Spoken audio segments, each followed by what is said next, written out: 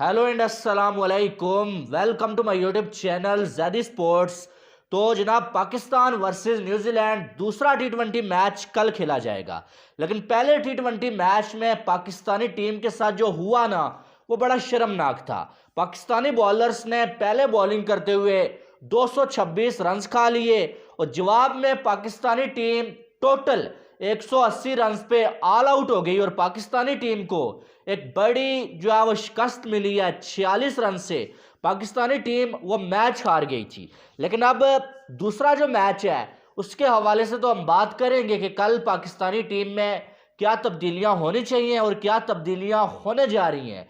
लेकिन पाकिस्तानी टीम में चल क्या रहा है, इसके हवाले से भी आज की वीडियो में बड़ी डिटेल के साथ बात करेंगे।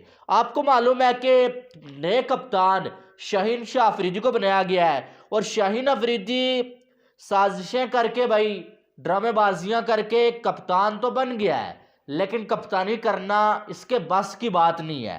पहला मैच तो कल हुआ, लेकिन मैच से पहले ही मैंने कई बार आपसे बोला था कि शाहीन अफरीदी एक अच्छा कप्तान नहीं हो सकता। बेशक उसने लाहौर कलंदर को चैंपियन बनाया हुआ है, लेकिन किसी लीग में और इंटरनेशनल में बड़ा फर्क होता है।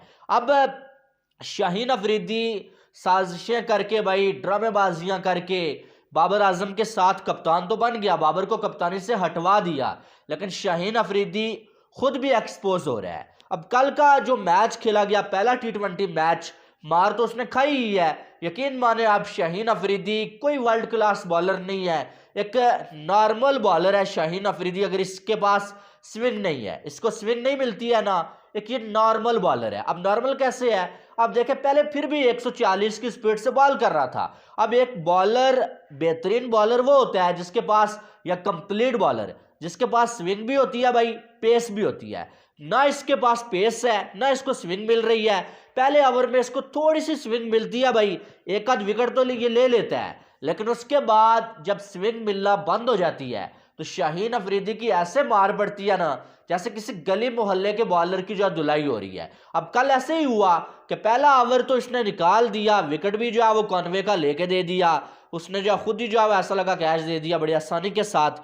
और दूसरे ओवर में जब शाहीन अफरीदी फिन एलन के जो हाथों आए ना, तो 24 रन पड़ गए, 2 छक्के और 3 चौके पड़ गए। और शाहीन अफरीदी जब मार खाता है ना, भाई ऐसा लगता है कि इसके पास कोई ऑप्शन ही नहीं है, यानी कि ये बॉलिंग करना ही भूल गया है। अब कल जो है शाहीन अफरीदी से स्टार्ट हुआ, उसके बाद पहले दूसरे ओवर में शाहीन अफरीदी को इतनी मार पड़ी ना, और फिर इसने अपनी वही ड्रामेबाजियां शुरू कर दी।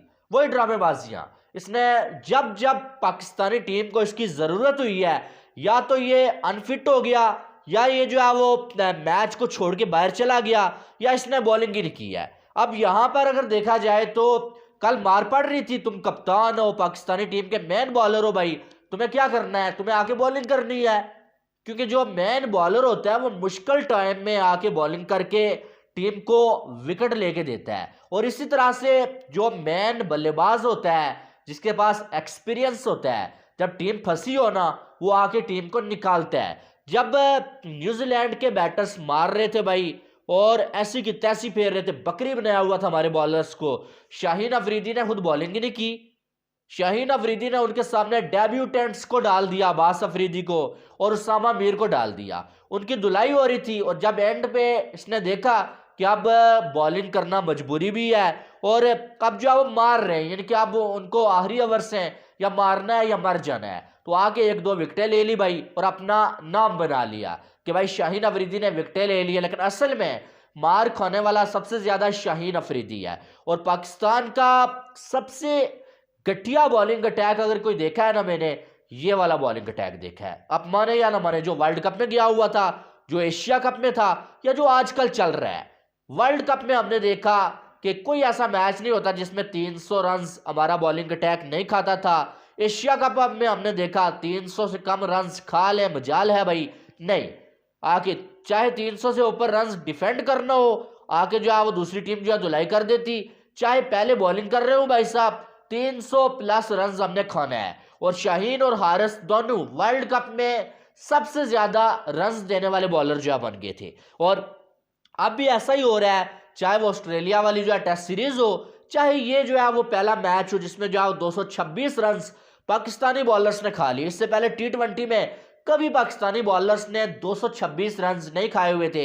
शाहीन अफरीदी की कप्तानी में और इसकी बॉलिंग में वो भी जो पाकिस्तान ने खा लिए। अब अगर देखा जाए तो ये यानी कि बड़ा सेल्फिश किस्म का जो है ये बंदा है भाई। कप्तानी के पीछे हम आपको बताया करते थे ये बाबर को पूछता ही नहीं है भाई, ये अपने आप को कप्तान मानता है और शायद जानबूझ के इसने कई बार परफॉर्म भी नहीं किया कि यार मैं कप्तान बन जाऊं। लेकिन जिन लोगों ने इसको कप्तान बनाने में बहुत हेल्प किया भाई, चाहे वो इसके शाहिद खान अफरीदी हो या चाहे कोई और लोग हो, उन्हीं लोगों ने अब जो है इसको मशवरे देना शुरू कर दिया है।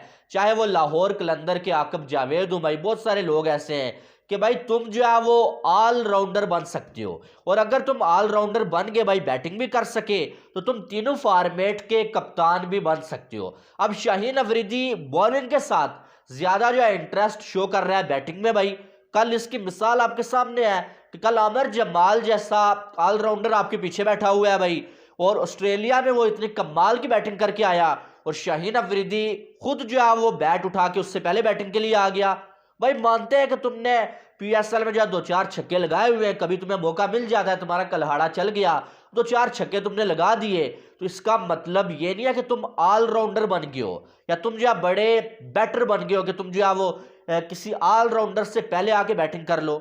यानी कि ये अब जो इससे बॉलिंग हो रही है ना, ये इससे भी जाएगा। ऐसे ही शादाब खान ने ऑलराउंडर बनने के चक्कर में भाई अपनी बॉलिंग तबाह की है, और शाहीन अफरीदी आप देख सकते हैं कि उसका ध्यान बैटिंग की तरफ जा रहा है कि भाई मैंने बैटिंग करनी है। अब कल उसे कोई मना करने वाला नहीं था क्योंकि कप्तान वही था, अपनी मनमानी करनी थी कि भाई मैं कप्तान हूं, बैटिंग भी करूंगा बॉलिंग भी करूंगा, तो बैटिंग के लिए पहले उठ के आ गया। 2 बॉलों पे 2 कल्हाड़े जो उसने गमाए और आउट होके चला गया भाई। यानी कि कल्हाड़े घुमाने के लिए तुम आए थे, तुम ऑलराउंडर की सूरत में आए थे भाई, स्कोर बनाना था तुमने। आमिर जमाल पीछे बैठा हुआ है, तो ये चीजें किसी खिलाड़ी को जो बड़ा खिलाड़ी नहीं बनने देती हैं। और शाहीन अफरीदी ने कप्तानी लेके शायद पता नहीं उसको क्या मिल गया, लेकिन अभी वो जो है वो टेस्ट की कप्तानी भी लेना चाहता है, और ओडीआई की भी आप मुझसे लिखवा के रख लें। उसने टी20 सीरीज के लिए लास्ट टेस्ट मैच नहीं खेला क्योंकि वहां पर कप्तान कोई और था भाई, हार जाने से भी कोई मसला नहीं था। और यहां पर जनाब कप्तान खुद है, कहीं कोई और आके पहले 2 मैचेस में कप्तानी करके अच्छी कप्तानी कर लेता, वो कप्तान बन जाता शाहीन। अगर बाकी के जो है वो 3 मैचेस में अगर जो आप कप्तानी में फेल हो जाते, तो इसलिए जनाब ने टेस्ट मैच की जो कुर्बानी दे दी और यहाँ पर आके खेलने के लिए लग गए। अब ये बड़ा इनके इसकी पेस भी गिर चुकी है, और ये ड्रामेबाजियां आके बता रहा है भाई ब्रॉडकास्टर से गलती हो रही है भाई। आरएस राउफ की 142 की स्पीड वो बता रहे थे कल, और न्यूजीलैंड वालों की स्पीड बता रहे हैं। तुम्हारी हर बार गलत क्यों बताते हैं? क्या ऑस्ट्रेलिया के साथ न्यूजीलैंड वाले ब्रॉडकास्टर भी जो है चीटिंग कर रहे हैं भाई?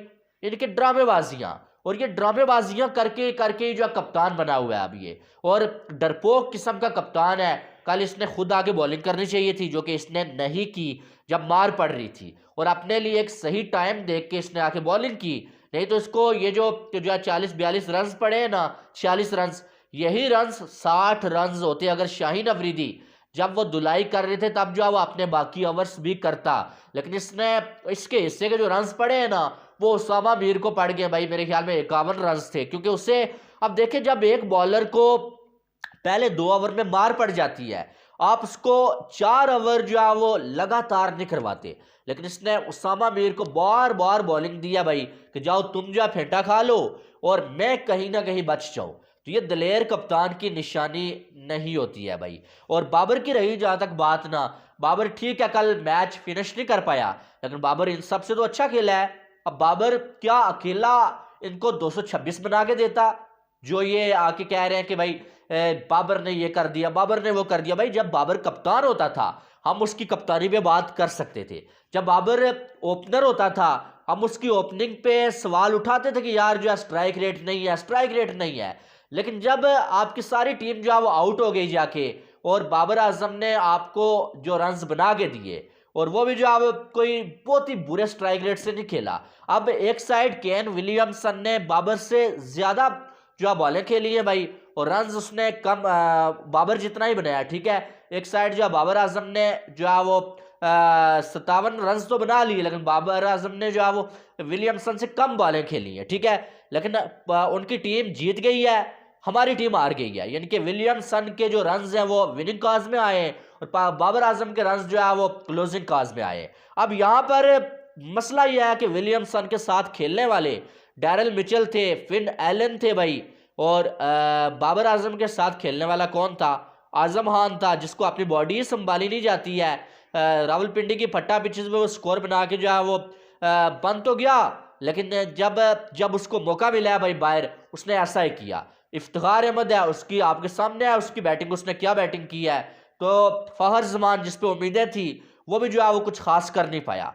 तो बाबर आजम अब वो क्या करे, वो आपको क्या करके दे? मुझे बाबर आजम से बहुत सारे मसले थे, बाबर आजम की कप्तानी से मसले थे, बाबर आजम की डिफेंसिव जो है वो अप्रोच से मसले थे, लेकिन इसका ये मतलब नहीं है कि मैं बाबर आजम के खिलाफ हूं या मैं उन लोगों की तरह ये सोचने लगूं कि बाबर आजम को निकाल दो बाहर। नहीं, किसी खिलाड़ी का कैरियर बर्बाद करना हमारे जो है वो, मेरा जो कम अज कम ये जो है वो मेरी सोच नहीं है, ठीक है। और बात यह है कि बाबर आजम से मसला यह है कि बाबर आजम को कोहली के साथ कंपेयर किया जाता है, किंग बोला जाता है भाई, जो कि वो नहीं है। लेकिन इसका मतलब ये नहीं है कि बाबर आजम अच्छा खिलाड़ी नहीं है। पाकिस्तान में सबसे अच्छा खिलाड़ी इस टाइम बाबर आजम है। पाकिस्तान में सबसे ज्यादा फैन फॉलोइंग बाबर आजम की है, ठीक है। तो आप ये किसी सूरत में नहीं सोच सकते कि आप जो है वो साजिशें करके बाबर आजम को T20 से बाहर कर दें, ठीक है। बाबर आजम को T20 से बाहर करना किसी सूरत में काबिल कबूल नहीं है, ठीक है, क्योंकि बाबर आजम पाकिस्तान का बेहतरीन खिलाड़ी है इस टाइम। मैच विनर है या नहीं है वो एक अलग सीन है, लेकिन बाबर आजम कम अज कम वो काम जरूर कर रहा है जो कोई और खिलाड़ी पाकिस्तान की जानब से नहीं कर रहा है। कल भी खिलाड़ी फेल हुए, बाबर ने फिर भी रन बनाए भाई। हमारे मसले जरूर है बाबर आजम से, उसकी इंटेंट से, लेकिन उसके साथ कोई जाती दुश्मनी नहीं है कि उसका कैरियर ही तबाह कर दिया जाए। और ये लोग पड़े हुए हैं इसके पीछे कि बाबर आजम को सिर्फ ओपनिंग से नहीं बल्कि बाबर आजम को पाकिस्तानी टीम से, T20 की टीम से बाहर निकाला जाए। और मैं आपको यह भी बता देता हूं कि अहमद शहजाद परफॉर्म कर रहा है ना, अगर अहमद शहजाद पाकिस्तानी टीम में आ गया तो बाबर आजम की जगह नहीं बन सकेगी। और अहमद शहजाद और जो है वो साइम अयूब आपको ओपनिंग करते हुए नजर आएंगे, और 1 डाउन पे जो है वो आपको जो है वो रिजवान नजर आएगा, 4 पे फखर जमान को खिलाएंगे, फिर 5 पे बाबर आजम आएगा। अब 5 पे बाबर आजम को अगर भेजा जाता है, या चले मान लेते हैं कि 1 डाउन पे अहमद शहजाद को जो 4-5 पे भेजते हैं, तो 1 डाउन पे ही बाबर को भेजा जाता है, तो 10 ओवर से ऊपर हो जाते हैं अगर, तो बाबर आजम की वो वाली बैटिंग नहीं है कि वो छक्के पे छक्का लगाया आके, वो आपको फिर उस तरह से रन्स नहीं बना के देगा। इनको बहाना मिल जाएगा कि भाई बाबर तो परफॉर्म ही नहीं कर रहा है, बाबर को निकालो बाहर। तो ये सारा सीन इस तरह से बन रहा है। जो लोग बाबर आजम को जो है वो साजिश करके कप्तानी से हटा सकते, बेशक बाबर आजम अच्छा कप्तान नहीं था, मैं पहले कह रहा हूँ, ठीक है, लेकिन कम अज कम शाहीन से अच्छा था। मेरी नजर में रिजवान को कप्तान होना था, शाहीन को कप्तान नहीं होना था पाकिस्तानी टीम का। लेकिन अगर वो बन गया है तो जो बंदा साजिशें करके बाबर को कप्तानी से हटा सकता है वो बाबर को टीम से बाहर भी निकाल सकता है, T20 की टीम में बाबर को ड्रॉप भी कर सकता है। ये बात आपके सामने है, सारी सिचुएशन आपके सामने, और आने वाले टाइम में आप ये चीज देखेंगे। और बात वही है कि जिसकी हुकूमत होती है भाई वो अपनी चलाता है। बाबर ने भी अपनी हुकूमत में अपनी चलाई, कई बार उसने चलाई, चाहे वो ओपनिंग की बात हो, चाहे वो दोस्ती यारी को खिलाने की बात हो। अब शाहीन आफरीदी भी जो वो अपनी चलाने के चक्कर में है भाई, और इसकी मिसालें कल हमें बहुत सारी मिल गई हैं। बहरहाल कल अब मैच है, पाकिस्तान का तब्दीलियां होनी चाहिए। मेरी नज़र में जो है वो अमर जमाल की जगह पे आप जो है जमान खान को खिला सकते हैं, क्योंकि अमर जमाल ठीक है टेस्ट में परफॉर्म किया हुआ उसने, लेकिन इसका यह मतलब नहीं है कि वो T20 में भी ऐसा ही आपको परफॉर्म करके देगा। कल उसकी बहुत धुलाई हुई है, ठीक है। और साथ में मुझे ऐसा लग रहा है कि उसामा मीर को बिठा के उसकी जगह पे नवाज को कल के मैच में खिलाया जाएगा। बाकी कोई तब्दीली पाकिस्तानी टीम में मुझे होती हुई नजर नहीं आ रही है। बहरहाल न्यूजीलैंड में जीतना इस टीम के लिए इतना आसान काम नहीं है, खास करके हमारी जो घटिया तरीन बॉलिंग हो रही है ना आजकल, इस बॉलिंग के चलते हुए जीतना जो है वो इतना आसान लग नहीं रहा है। पर आपकी क्या राय है, क्या पाकिस्तान कल का मैच जीत पाएगा या नहीं जीत पाएगा, ये आपने कमेंट बॉक्स में बताना है। बाकी वीडियो को लाइक करें, चैनल को सब्सक्राइब करें ताकि आने वाली तमाम अपडेट्स आपको बर वक्त मिल सकें। मिलते हैं नेक्स्ट वीडियो में, अपना बहुत सारा ख्याल रखिएगा। लव यू ऑल, अल्लाह हाफिज़।